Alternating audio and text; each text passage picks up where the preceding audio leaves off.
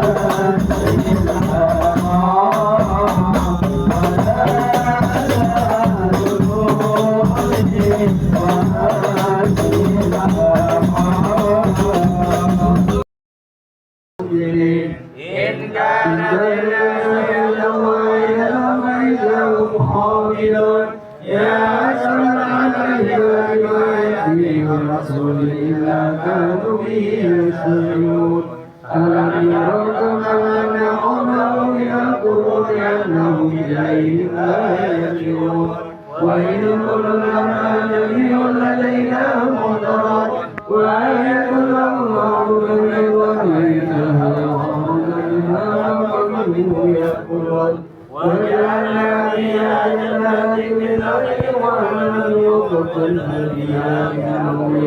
ليأكل من ثمره وما ملكت أيديهم لا يأكلون.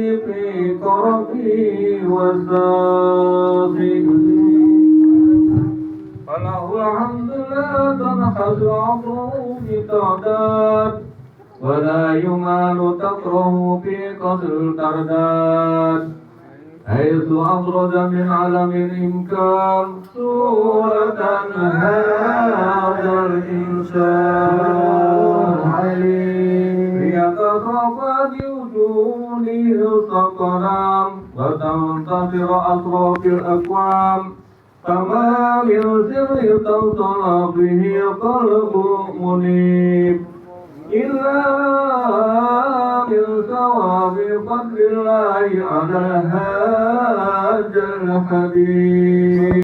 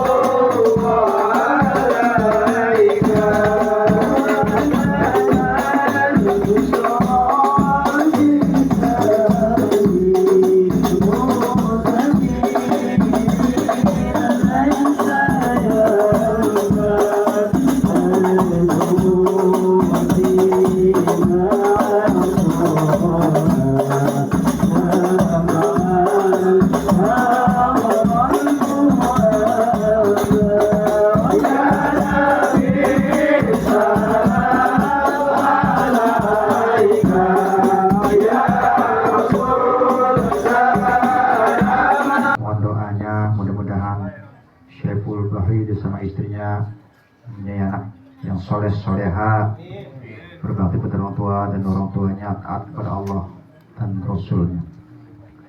Bapak-bapak, saya mengucapkan terima kasih sekali lagi, mohon terima kasih dan mohon maaf apabila tempat hidangannya kurang berkenan di hati bapak-bapak sekalian. Saya ucapkan mohon maaf yang sebelas-belasnya. Itu saja yang saya pergi, jangan sampai bikin gak tenang. Mau kerja balik jam 10, pada datangnya jam 5, 10 balik, bolak-balik karena gak tenang lah. Ini nanti lama-lama sama kerjanya sama bosnya dipecat. Karena kerja bolak-balik nengokin istrinya mulu, gak tenang. Ya padahal di situ menciptakan sakinah ketenangan kedua belah pihak. Bagaimana bisanya tercipta ketenangan? Saling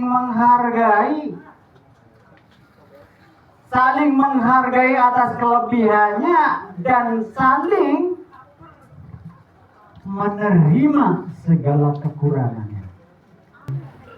Ya makanya ketika sudah terjadi akdu nikah, ikatan pernikahan dua sejoli yang berbeda karakter, mungkin berbeda pendidikan, berbeda bahasa, berbeda suku, berbeda pendapatan, berbeda penghasilan. Ada kalanya suaminya gajinya lebih kecil daripada istrinya.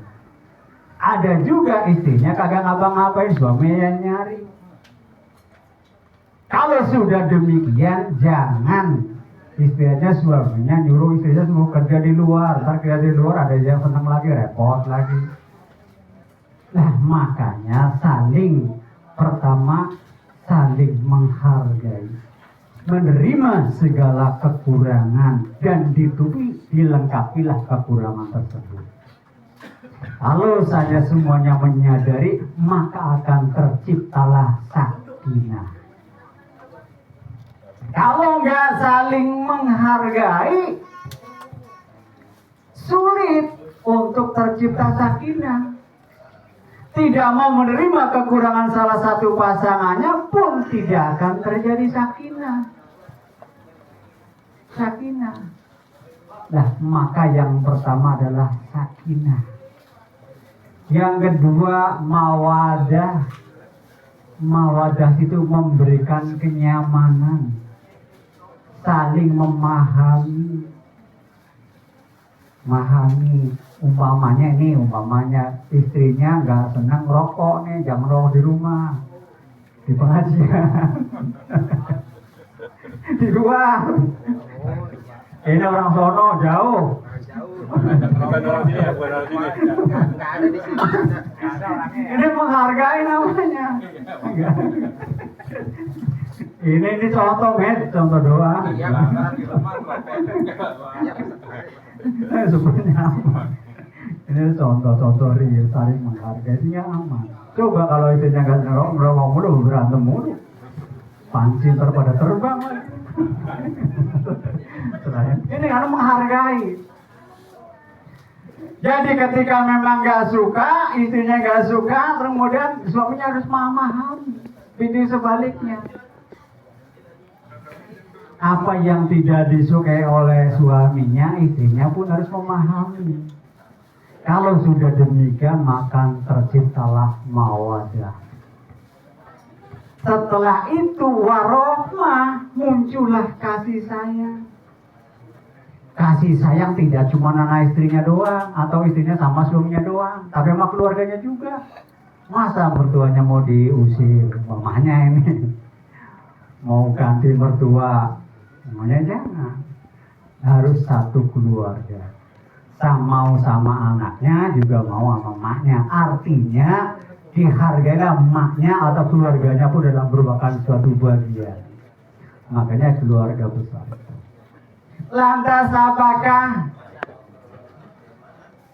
ciri-ciri daripada perempuan atau wanita atau istri yang soleh atau Rasulullah Sallallahu Alaihi Wasallam? Al-mar'atu solihah idza nazarta sarotka. Yang namanya perempuan solihah di mata suaminya, yaitu ketika suaminya memandang itu menggairahkan,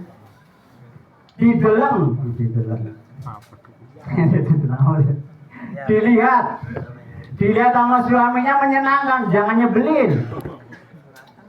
Pulang kerja, mandang suaminya nyebelin. Balik lagi suaminya, sono ke kantor Kamling. Rokok, temannya nama Jamit. Udah dah. Hancur dah. Jadi ketika dipandang sama lakinya harus menggairahkan, menyenangkan. Tawarin suaminya pulang. Mau minum apa? Minum kopi, beli aja dulu sono di rumah Ucok. Yang jelas itu ada kalau dipandang sama lakinya jangan nyebelin. Udah umumnya pakaiannya nggak jelas, semuanya sebut belum mandi, masih bau bawang dan sebagainya. Nah suaminya kabur lagi. Habis masak kabur lagi, masih bau sabun, nggak menyenangkan. Begitu juga istrinya, suaminya kalau dipandang sama istrinya, ya harus rapi. Ya kalau yang ada jenggotnya, ada brewoknya yang nggak rapi, saya mau susah. Jadi nunggu mulu. Kalau sampai minimal itu ya kalau pakai pakaian jangan yang pada robek-robek, udah robek sana sini robek jalan. Itu suaminya siapa? Suaminya kebangetan banget istrinya tuh nggak pernah nyuciin bajunya. Nah kan istrinya juga yang kena. Bajunya jangan kelek-kelek tau nggak kelek-kelek? Kumel ya. Kumel yang di sana istrinya. Istrinya malas banget nggak pernah nyuci, apalagi gosok. Itu lihat aja suaminya, bajunya kumel. Nah ini akan berdampak. Maka yang demikian ini iza nazarta saroka, ketika dipandang sama pasangannya itu menyenangkan, bikin betah, jangan sampai istilahnya ada pasangannya kepergiannya pergi baik. Nah ini tidak dipandang menyenangkan. Iza nazarta saroka, dipandang sama pasangannya menyenangkan, diajak kondangan gak ngisin-ngisinaken. Ada orang laki-laki ngajak kondangan istrinya kagak mau karena suami istrinya jelek. Itu juga serang istri kagak mau kondangan bareng sama suaminya karena suaminya jelek, kagak mau. Suruh duluan aja dulu dah, belakangan ya udah ngalamat. Nah ini ya bahwa yang demikian ini akan menimbulkan nanti di dalam rumah tangga tidak tercipta sakinah mawaddah warahmah, tidak tercipta keharmonisan dalam rumah tangga. Maka yaitu idza nazarta sarotka, dipandang senyum. Kalau senyum pun sodaqah tabassumuka fi wajhiha sodaqah. Yang pertama. Terus kemudian wa idza amartaha ata'atka, kalau disuruh nurut. Jadi seorang istri kalau disuruh sama suaminya suruh bikin kopi, ya bikin kopi. Jangan ngelawan, dosa. Tapi suaminya juga harus tahu lagi nyuci di dapur umpamanya atau lagi mandi suruh bikin kopi. Nah kan harus lagi ada suruh bikin kopi, ya kan apa juga harus memahami. Memang kewajibannya istri memang nggak banyak, cuma 2. Ini kata YouTube ini, saya cuma dengar aja kemarin YouTube. Termasuk nyapu katanya bukan tugas istri, kata YouTube saya nggak tahu. Nyuci, masak itu bukan tugas suami, bukan tugas istri. Masak bukan tugas istri katanya, tugas suami semua. Tugas istri hanya taat kepada Allah, taat sama suaminya. Kalau sama suaminya disuruh masak ya masak. Kalau nggak mau masak berarti dosa. Kalau suruh nyapu, suruh ngepel ya harus nurut. Karena kalau nurut adalah dosa. Idza amarta, ketika disuruh sama suaminya nurut. Kalau kagak nurut dosa. Namun kalau yang nyuruh nggak tahu diri juga dosa, karena membuat aniaya. Suami istrinya lagi ciprak-cipruk Ciprak-cipruk itu lagi, kalau zaman dulu kan nyuci ya, ini nggak tahu nyuci di kali gitu kan. Ciprak-cipruk namanya, bajunya patah semua, disuruh ngambil apa. Ya ini. Jadi sebetulnya sama, hak dan kewajibannya sama. Hak istri adalah dilindungi dan dinafkahi sama suami. dilindungi, diberikan kenyamanan, termasuk sandang, papan, pangan adalah kewajiban suami. Suami harus memberikan fasilitas rumah kalau mampu, kalau kagak mampu ya kontrak, kalau kagak mau numpang di rumah mertua dulu, jangan numpang selamanya, mertuanya tergedek. Ini adalah saling pertama. Iza nazorta salaka iza amartaha, ketika disuruh harus nurut. Tapi yang nyuruh juga harus ngerti kondisi dan situasinya, jangan asal main suruh-suruh saja. Lagi masak, lagi suruh beli rokok ke sono jauh. Tadi sono umpamanya warungnya tutup, gagal dapat, terus yang dimasak gosong. Bisa juga malah kebakaran. Nah ini kan memang bagus semuanya. Karena lagi ketangkungan, lagi goreng, udah teriak-teriak beliin anu. Lagi pergi ke sana, ditinggal suaminya gak mau jagain kompornya, udah meleduk. Wassalam. Karena nggak saling pengertian. Makanya kewajiban itu adalah ketika disuruh nurut sama suami, suaminya juga nyuruh harus tahu diri. Jangan umpamanya ngasihnya setiap hari buat belanja maunya dengan 25.000, tiap hari mintanya beli ayam bekaka. Tiap hari itu beli roastor dan sebagainya, beli es krim. Nah ya dari mana dunia ada cuma segitu doang yang gak bertahan lama, seminggu udah bubar. Nah ini makanya dalam pendidikan ini perlu sama-sama kita pahami hak dan kewajiban suami. Hak suami adalah dilayani sama istri, kewajiban istri melayani suami. Hak istri adalah dinafkahi, dilindungi, dan diayomi. Kewajiban suami melindungi, mengayomi, memberikan nafkah baik lahir maupun batin. Nah, kesemua terjadi kesepakatan, sudah berjanji di bawah pohon jambu, makanya melangsungkan sampai ke penghulu. Iya, kebun cimplukan. Yang terjadi. Makanya kadang-kadang yaitu ketika sudah sampai ke penghulu, ya udah jangan sampai ngikutin Betaria Sonata. Nah, minta dipulangkan ke orang tuanya sana. Ini kesempatan. Nah, maka itu yang belum nih, makanya harus memahami. Jangan istilahnya nggak tahu keadaan istrinya, nggak ada ta'aruf, main cek aja, ada orang lewat udah diajak ke penghulu, ini kan berantakan.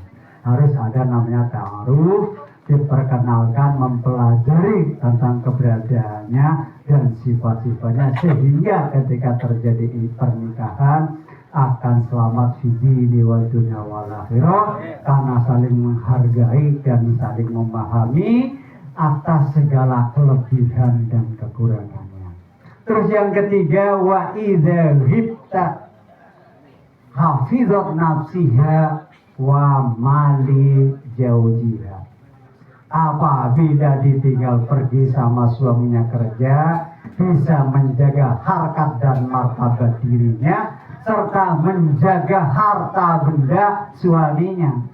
Jangan jami'an qawati fil hayati wa fa'al dalamat rabbana fil lana wal walidaini warhamhum kama rabbayana shighra wal jamil mu'minin wal mu'minat wal muslimin wal muslimat al ahya'i minhum wal amwat rabbana ya Allah ihdinas siratal mustaqim rabbana ya Allah ihdinas siratal mustaqim rabbana ya Allah ihdinas siratal mustaqim siratal ladzina an'amta 'alaihim minan nabiyyin wasiddiqin wasuhada'i wasolihin wa asyhadu an la ilaha illa anta billahi alim Allah tahnana abwabal khair wa babal barakah wa babal quwwah wa babal sihah wa babal rizqi wa babal salam wa babal jannah wa kulli balai dunya wa dabil akhirah.